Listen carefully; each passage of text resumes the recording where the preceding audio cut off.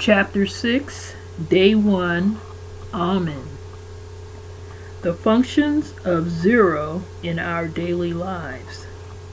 The part of our being represented by zero, symbolized by the essential aspects of God in Allman, Atim, and Nu, is the source and foundation of our divinity, which in turn is the guarantor of our success and well-being in life. You may possess riches, the best weapons in the world, friends, the best education, but none of these things by themselves or combined can give you, let alone guarantee you, success and well-being in life. They may be the key to success in certain areas of life, but not in all aspects of life. For the latter, you must realize the highest part of your being, represented by zero above the tree of life. We must recall at this point that in cosmologics, Kamitic spiritual philosophy or science, we mean something very specific and precise by our divinity, or the divine part of our being. The divine part of our being is the faculty that coordinates and unifies our physiological and unconscious mental functions. Asar, Sphere 1. When one establishes the original and essential state of one's energy/matter, zero, as the dominant emotion in one's life, the divine part of being, Asar, will extend its functions to the foreground of one's life. Its unifying power, omnipresence, will establish the unity in all that is desired, and between what is felt and what is known. This the only way to establish true unity and peace between people. The knowledge it embodies, which is the same that underlies the making and workings of the universe, omniscience, enables it to perform the incredibly complex feats in our being, can be brought into one's consciousness to enable us to avoid and solve all possible problems that can confront mankind. Its ability to carry out any conceivable task and to even operate on the subtlest levels of material organization, omnipotence, will also be placed at one's disposal. Hetep and Nu, the embodiment of our essential unconditioned nature. As zero corresponds to the highest part of our being and its essence, the violation of its law is the chief source of man's ills. This violation is the persistence into adult life of emotional and physical conditioning as the dominant expression of man's energy and matter. The truth at zero states that not only isn't it necessary for man to obey a single conditioning, it is not natural for him/her to do so. This understanding must have been somewhere in the minds of those who coined and agreed to the term conditioned responses, given the fact that the term condition applies to anything that is essential to the occurrence of something else, i.e., anger, feeling cold, hurting, etc., occur only when certain requirements are met. Yes, the anger, fear, frustration, pain, sensations, heat, cold, hearing, etc., et al. Are not the original or the essential expressions of the substance of the body, mind, or spirit. They are, therefore, unnatural to your being. What then is zero? Inactivity, peace, absolute relaxation. In the Kamitic tradition, this state of inner peace or absolute relaxation was called Hetep, and the unconditioned and inactive state of the energy/matter was called Nu. All other responses are conditional superimpositions upon an energy whose essential and original state is inactivity, with which physics' law of inertia agrees, and a matter whose essential and original state lacks differentiation or structure. What is meant by a conditional superimposition is that the response, emotional, sensation, pain, etc., is based on conditions being met, and in the absence of these conditions, the response need not take place and can be removed. Is it possible to remove physical pain, emotional hurt, or pleasure? To suspend seeing, hearing, smelling? All of these things have been done millions of times in the history of man. The better known examples are seen in the removal of the pain mechanism through hypnosis to allow pain-free surgery, dental work, child delivery without anesthesia. So is the inhibition of the senses. The authenticity of the abilities of Hindu fakirs to mentally inhibit bleeding when stuck deeply with large needles, and not to feel pain or burn when walking on fire, are well documented. Another well-documented example is the ability of Tibetan yogis to not only withstand sub-freezing weather without clothing, but to produce so much heat in their bodies that they are able to melt snow for several meters around them. Anyone who would like to reproduce this feat can do so by studying the method that has been published in Tibetan Yoga by Evan Wentz. The Khoi people, babies and all, were also able to survive unclad in the Kalahari Desert of Africa, which had sub-freezing temperatures at night. If one has understanding, then one must conclude from the proceeding that what we call our flesh, biochemical mediators, and emotional faculties are all subject to the deprogramming from the mind. It is accomplished through the exposure to ideas while in a state of trance, or by their constant repetition. For example, if we are exposed to the thought that tooth extraction is not painful while we are in a deep enough trance, then we will not experience pain during such a procedure without anesthesia. If we tell ourselves a number of times while in a trance that we need not hurt because our marriage has broken up or a loved one has died, we will not experience pain when such events take place. Some people might argue that the modification of our sensory apparatus through meditation and hypnosis is not deprogramming, but manipulation of natural functions. The truth resides in the reasons for the conditioned responses. That the pain response mechanism can be removed through meditation or hypnosis shows that it is programmed into the body as a means of warning against unforeseen and unexpected danger.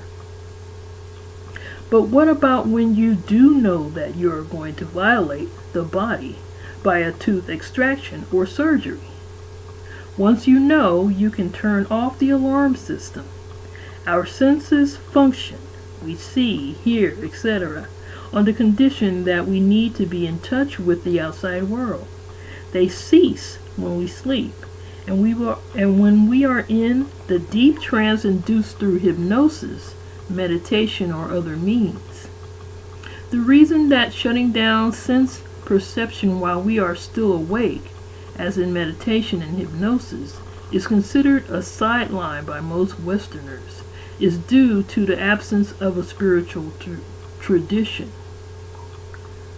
In cultures where the spiritual life is more important than the material, ancient Egypt, ancient India, etc., there is the clear knowledge that man's inner world experiences are more important and meaningful for our daily lives than our outer worldly experiences. It doesn't take much to understand that our habitual emotional and sensory responses are not representative of our nature.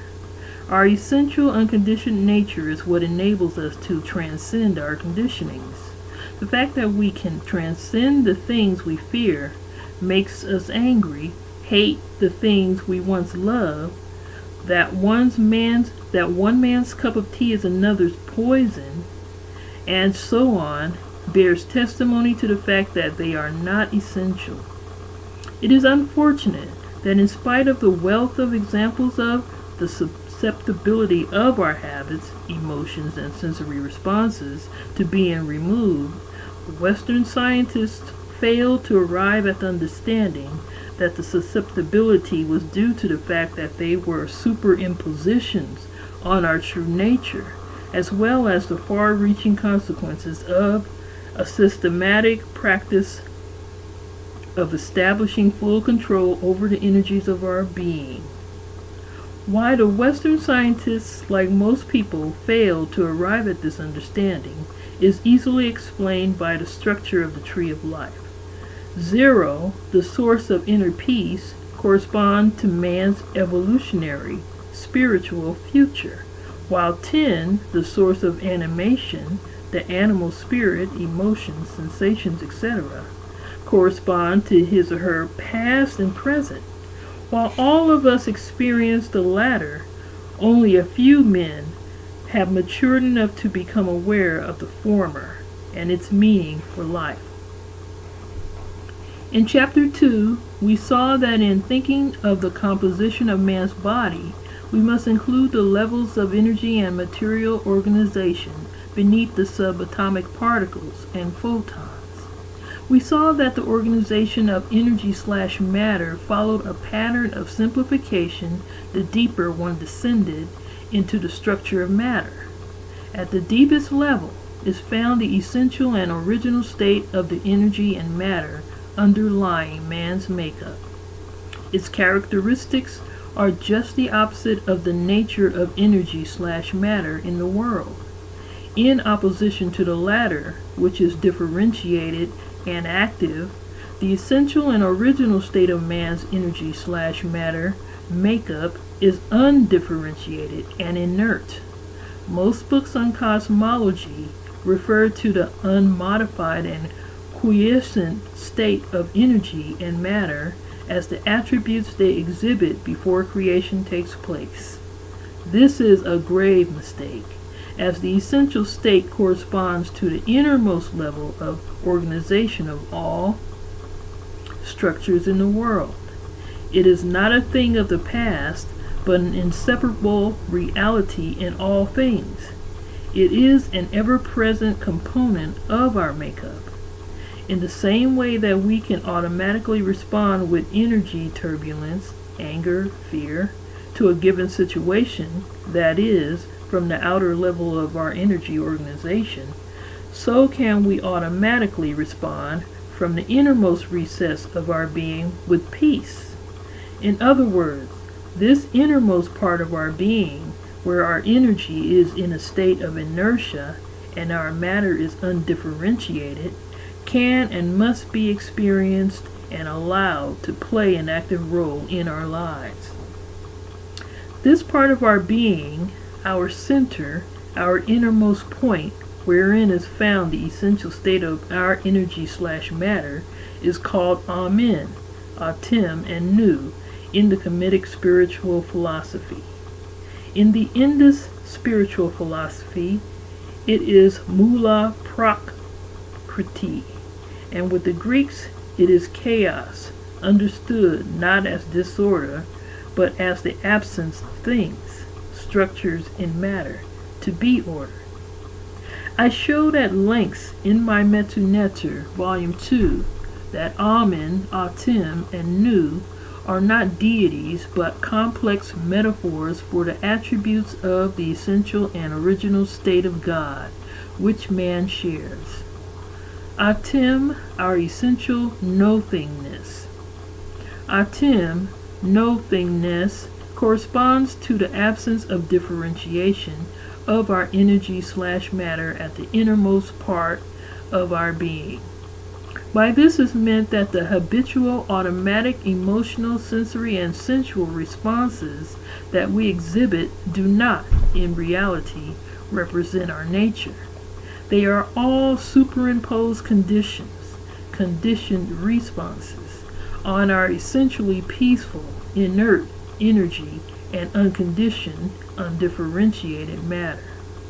This fact of our being is so important to our well-being that it was presented as a deity, Atem, that we may worship it, i.e., cultivate an intense love for this state of being, for so much in our lives, as we will see, depends on it. Hetep and Nirvana. We have seen that the primordial chaos or original inertia of energy and undifferentiation in matter are not realities belonging to a time before creation, quote unquote, but are states that are ever present at the innermost level of energy/matter, underlying all things. We can no more separate molecules from atoms than we can separate the known structures of energy matter from the undifferentiated and inert energy matter at their base. In the same manner that we can experience the electromagnetic phenomena we call sensations, sense perceptions, pleasure, pain, and emotions, so can we experience the original state of inertia of these energies. This state was given a name of Hetep in Kamitic spirituality, and Asamprajanata Sarvikalpa Nirvana in the Indus tradition. To better understand it, we will also refer to it as permanent or absolute relaxation or inner peace. We can thus speak of a temporary or outer relaxation or relative peace and an illusory peace. Let's explain them in reverse order. Illusory peace is the suspension of hostilities that politicians and fools pursue through non-aggression, treaties, agreements, balance of power, and so on. It is also the temporary lowering of tension and stress that is achieved by removing oneself physically or mentally or chemically from a challenging situation or problem. As you may have guessed, these things have nothing to do with peace.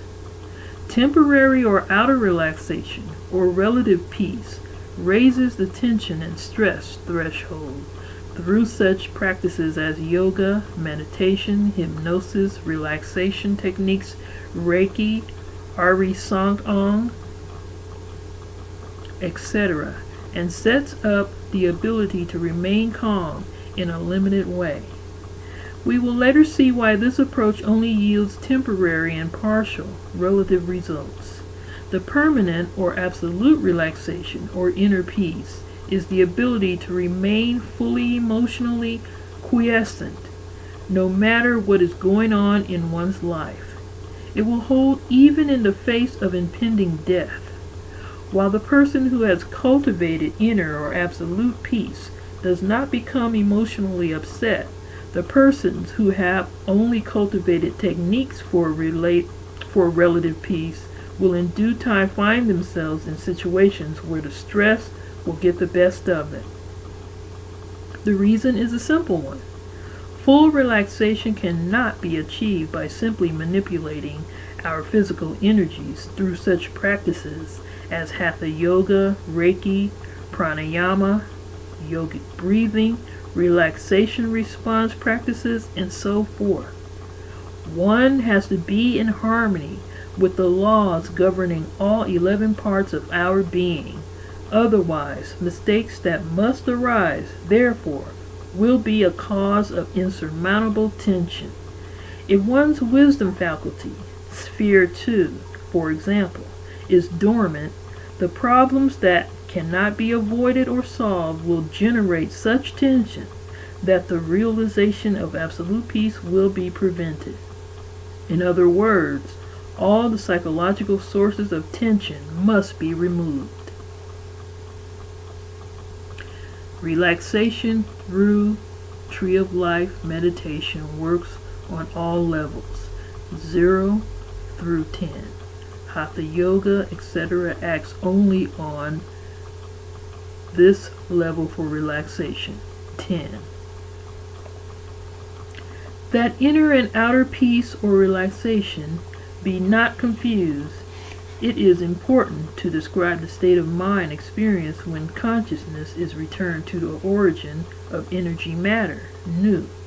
In the Kamitic tradition, this state of mind, the highest and original, was explained through the Agdod, and in the Indus tradition through the phrase asamprajnata sarvikalpa nirvana.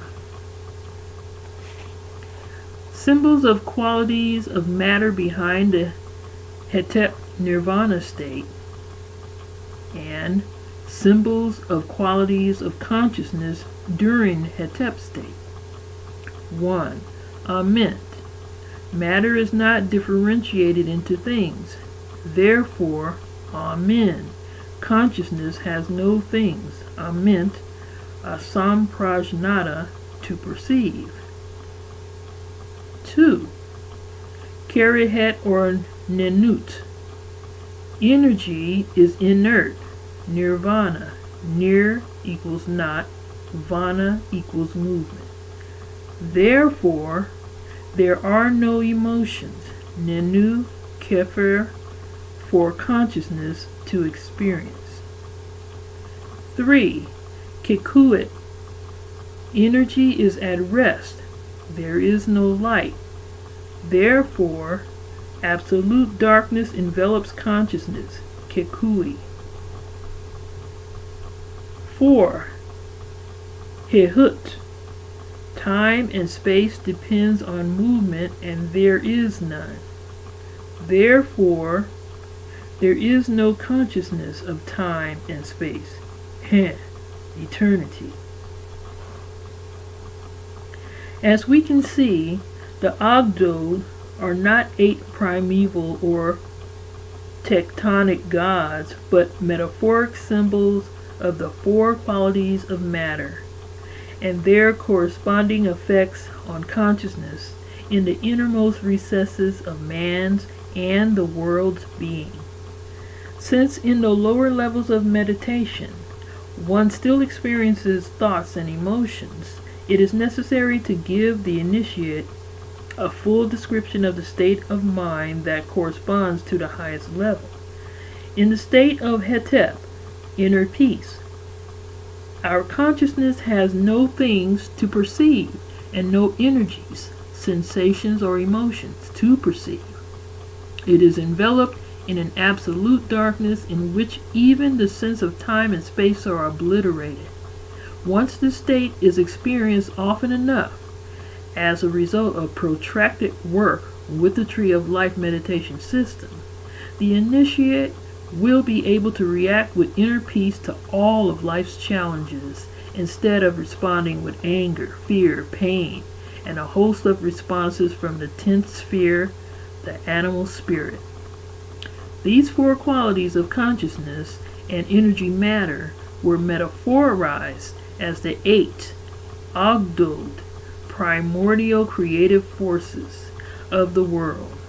They were paired as male and female, consciousness and energy/matter, respectively, to indicate that once the initiate succeeded in realizing these qualities, he or she would have established the basis for the resurrection of the indwelling divinity, Asar.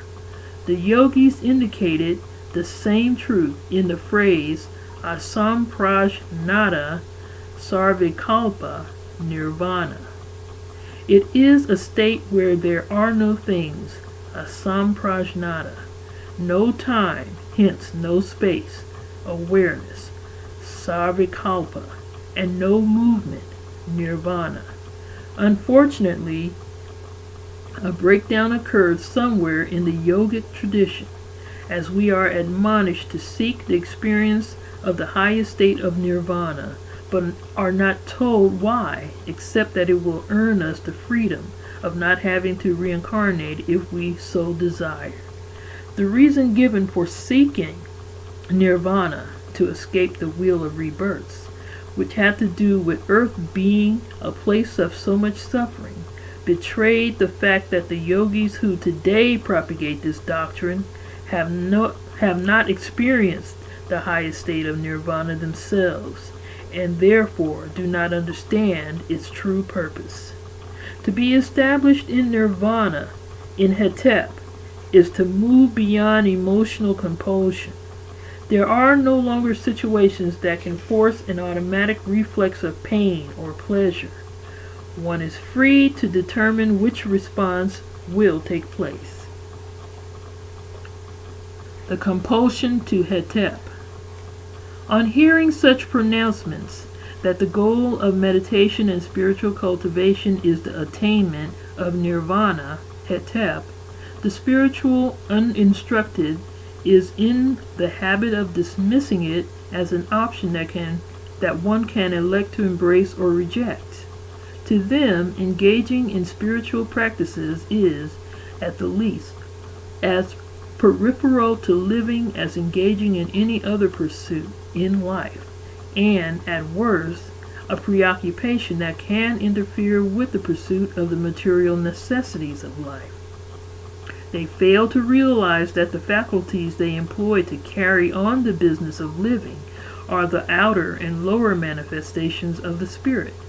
Success in life as a whole, or in a specific life endeavor, is guaranteed by the mastery of the spirit.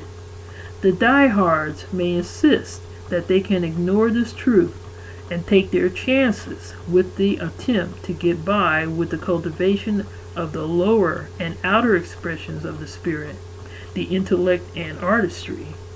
The answer to this is the fact that all the faculties of the spirit generate forces that are experienced as urges that we are compelled to satisfy.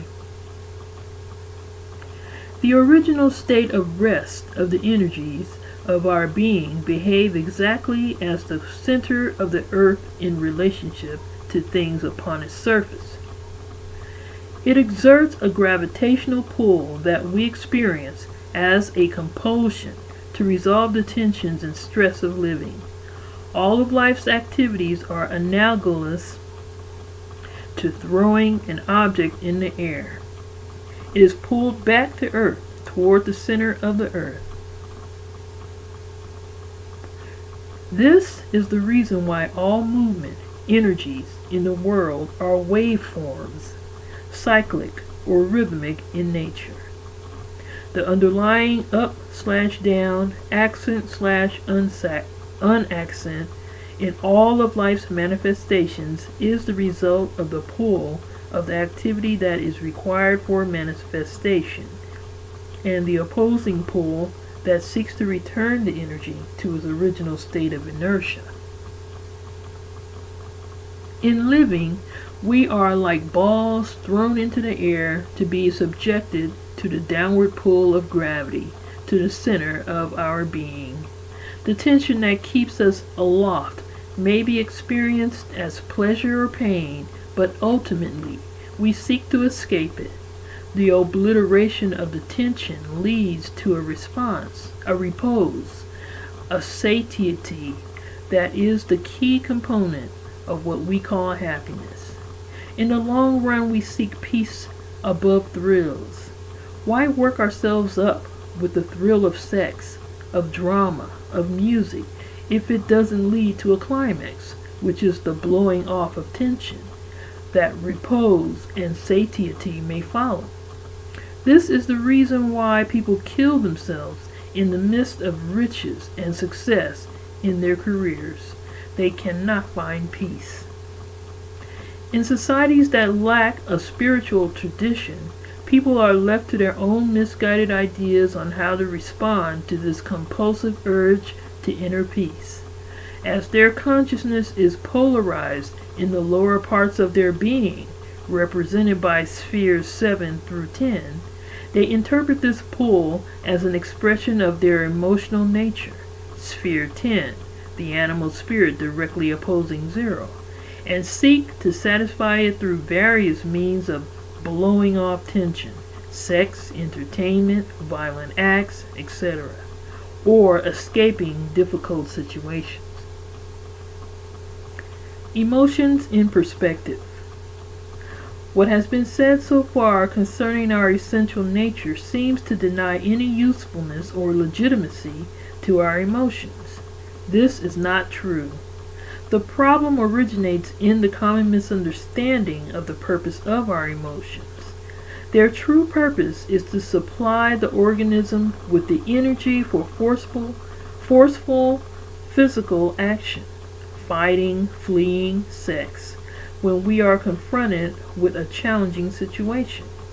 This suited mankind during the earlier phases, pre-Homo sapiens, of evolution, when the intellectual faculties were not much developed. But now that the majority of the situations that confront us require an intellectual or divine response, the emotions become more of a hindrance. They interfere with clarity of perception, thinking, communication, even lowers our IQ, and worst of all, prevents us from getting in touch with the indwelling God. These emotional energies, when not expended in physical action, we cannot always use the energy of fear to physically run away, nor of anger to fight physically, etc. Set in as tension, which interferes with the well-being of our internal organs, and is the direct antagonist of the state of inner peace, the antagonisms of spheres 0 and 10.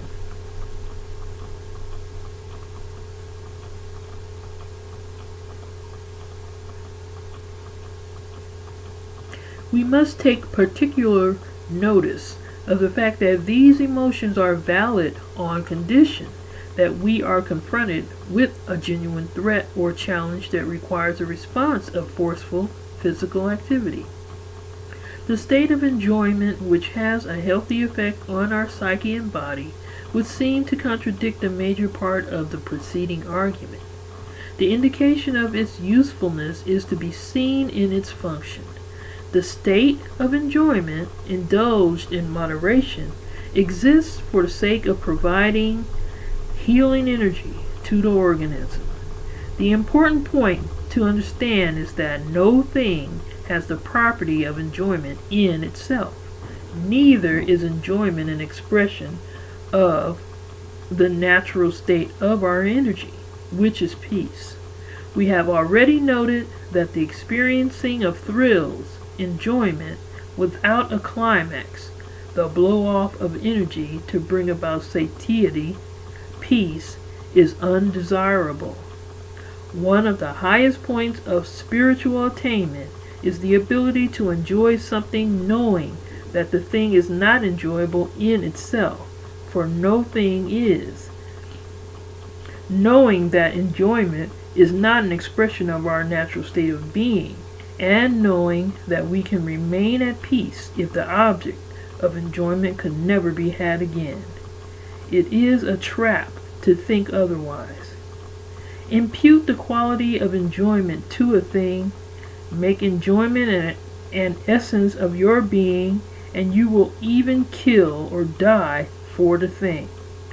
You will spend 3,649 joyless days waiting and hoping to attain your goal on the 3,650th day, and then spend the rest of your life in misery for fear of losing it. We must also note that inner peace is vastly superior to the state of enjoyment as a source of healing and health. Extreme tension, tense fear, or stress is the most common major source of illness. Common sense should tell us, and experience verifies that absolute relaxation, 0, is the major source of healing.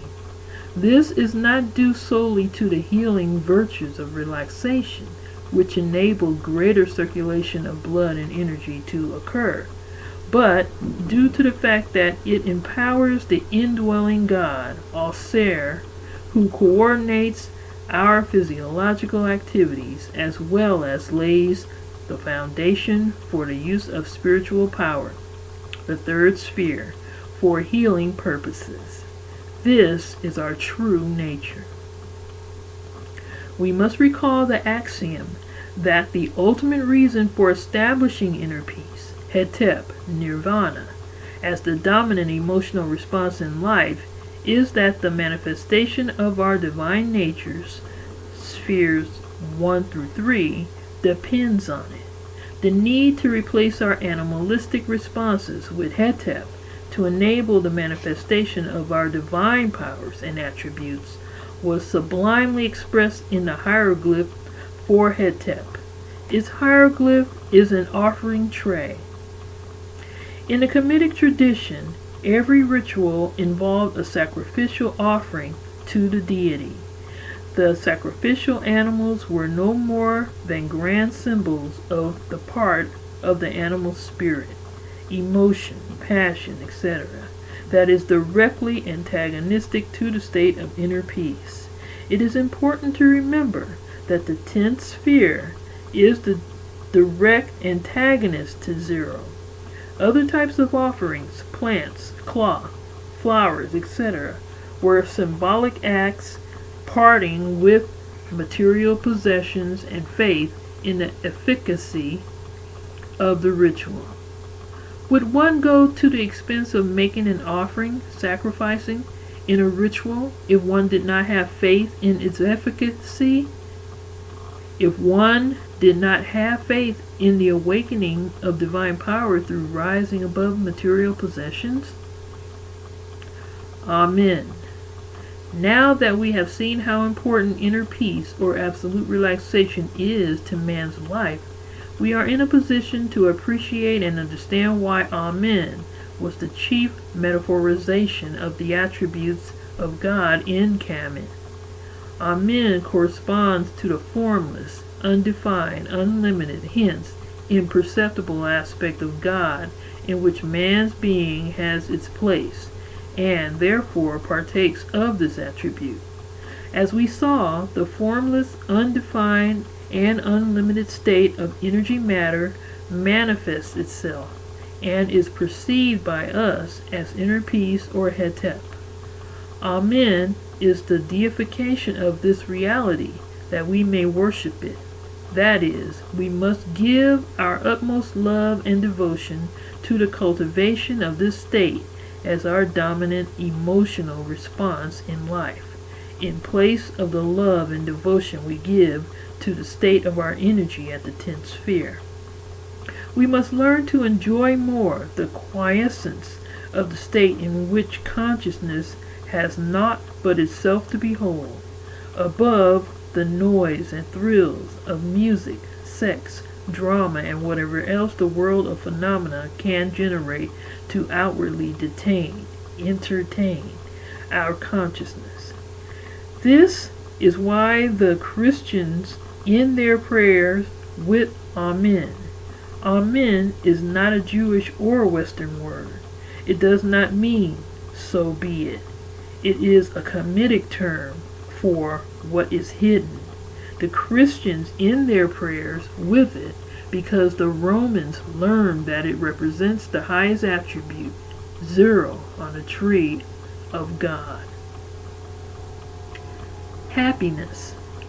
We have seen the importance of happiness when understood as the ability to be peaceful in the face of the greatest gain or loss.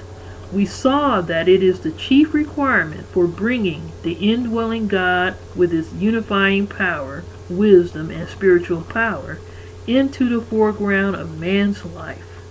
The majority of people deny themselves the assistance of the God within as a result of their ill-conceived quest for happiness.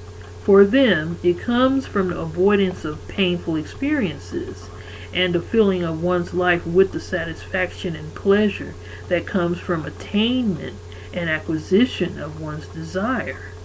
They look for it in the wrong way and in the wrong places.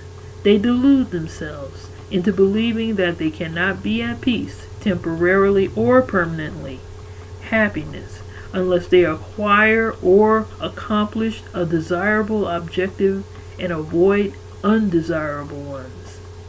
A person will spend 3,650 days in the grip of the tension of worry and sadness, waiting to be at peace, happy, on that 3,651st day, when they expect to achieve a landmark in their life. It is sheer folly, as life will not accommodate such wishes. As soon as they acquire or achieve their objectives, they begin to worry about losing it and sink into the abyss of depression when they fail. Happiness can only be achieved and held onto through the spiritual cultivation of the ability to remain peaceful in the face of the greatest gain or the greatest loss. Summary. Number 1.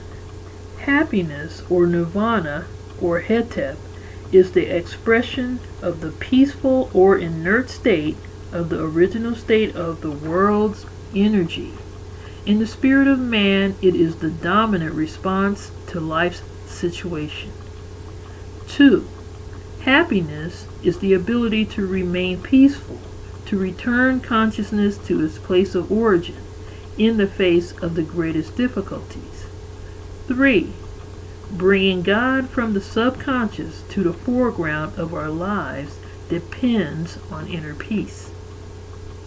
4. We destroy our happiness, unshakable inner peace, and cheat ourselves out of manifesting our divinity and all the good that depends on it by seeking happiness in the wrong way and in the wrong places. We may expect, falsely, to find happiness through our careers, family, money, sexual pleasures, hobbies, etc. Assignments. The night preceding day 1 of TOLM, night preceding the new moon, Allman contemplative meditation. 1. Review the material given in this chapter as well as the preceding sections wherein Allman was discussed. Additional data should be looked up through the index. 2. Go into trance using the instructions given in Chapter 5. You may also have a TOLM partner assist you with trance induction through Ari Sa Ankh. 3. Once you are in a trance, see signs of trance in Chapter 5. Recall to mind, i.e. contemplate, situations in which you violate the laws of the Allman part of your spirit. Write down these situations as detailed scenarios.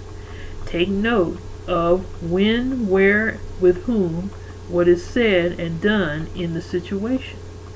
You will use this scenario in your work in the days ahead. If you are not able to maintain yourself in trance as you perform this introspection, continue with the deep breathing throughout the contemplation. 4. The following questions will also assist you in your introspection. Preliminary Allman questions. 1. Do you believe that it is natural for people to react emotionally, become upset, experience joy, cry, laugh, etc. to some situations in life, even in situations in which someone is about to be murdered, death of a loved one, loss or gain of millions of dollars, rape, and so on? 2. Do you believe that there are certain situations in which you would not be able to keep your person from reacting emotionally? See examples above. 3. Do you believe that there are things and/or situations that possess the quality of beauty that are frightening, disgusting, depressing, uplifting, and so on? 4. Do you seek ways to avoid situations or things because you find them painful, uncomfortable, disgusting? 5. Do you pursue things because you find them pleasurable? Score. If you answered yes to any of these questions, do not proceed to the main Allman questions. You have 0 points.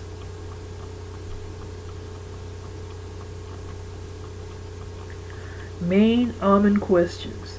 It is of utmost importance to note that the answers to these questions are to be sought in what your behavior shows, and not what you say about the subject, i.e., if your behavior shows that in certain situations you draw the line on your emotional control, i.e., get upset, give in to temptation, allow pleasure or pain to dictate your behavior, etc., then your answer to the following questions must be no, even though you understand that you should be able to remain calm in the presence of any challenge.